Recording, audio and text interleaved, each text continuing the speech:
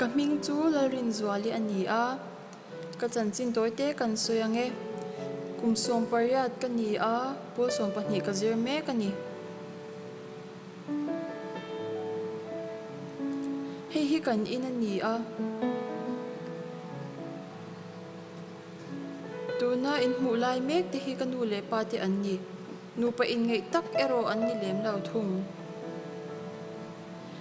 engpo chuni se kanuna hian min puitu tam tak an om pathian kal tlanga min puitu te an ni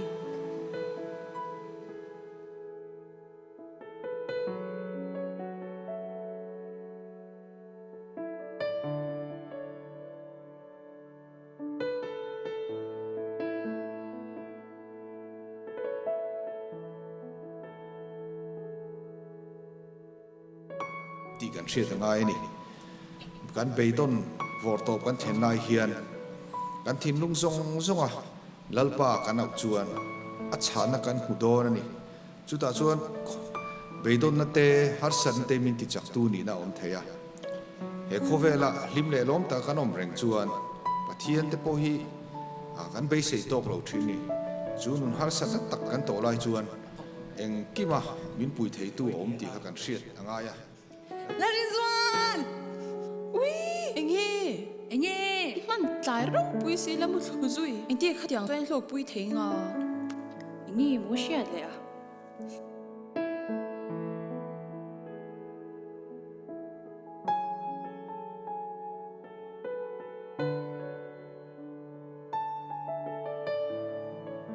Hi. Mình lòng hắc đấy tụi em.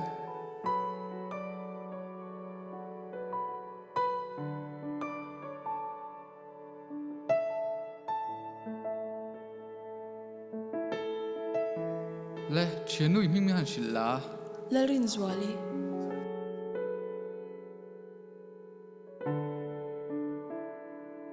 của mình ra nghe nhỉ lê. som pariat Khôi về à nghe nồng lê. bethlehem veng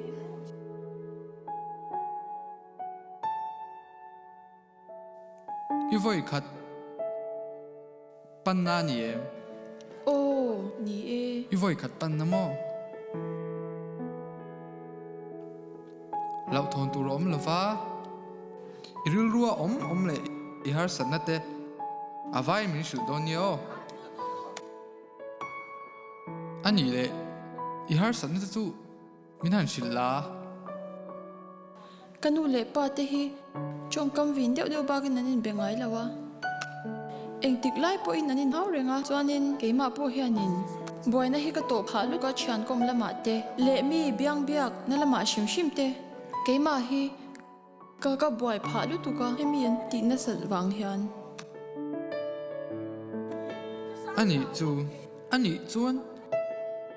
Inu lệ pa tê in học. Chuyện là cho mình hẳn chỉ tật chê.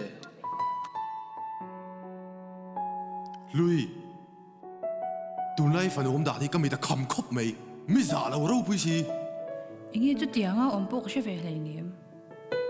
i fan nu po chi fa han tran em ve Ka chan big po ni hlei nim. Ho te te om zani lawini hau a tan po na shom do na sin. Anh nhỉ chú mà lệ. Anh nhỉ tí đậy tiếng. Hobby tê nè. Badminton mo. Anh nhỉ chuan. Ngồi tệ. Thiên cần tí tiếng. I badminton khel zo ve lea. I Bible cheer tur ka peng che o. Homework che te ka peng che o. Hebrai bung li chang som paru. I thin thiệt thế em. Hebrai bung li chang som paru lâu chia la tro. Anh nhỉ chuan. Cái nhìn gồm lệ đôi nhiều.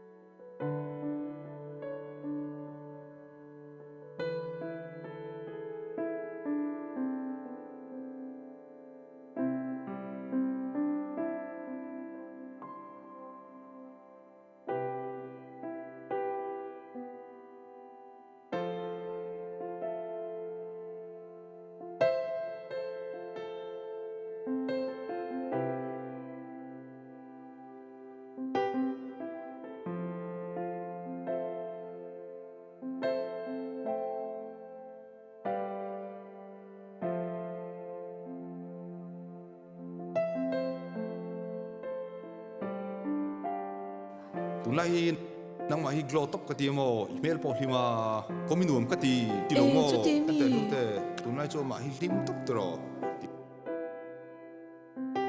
enge tu lai i secret min thil them i lim chan Kaharsat na kamang an na te hi pathian ne na yanin kahlana ka chong chaya chuan Bible te ka chiara kamang an na te azan pha sot zel thave chuan chu ti chu pathian bel mang chu lo mang e tiro nia chu wang chu don chu set i makeup enge ngemo faciality tiro mo ko lo ti lo pathian nei chu lim na glow na lo ni hitiro hello ente thadu ka ti chu mo i du chi ta ka ni hi mo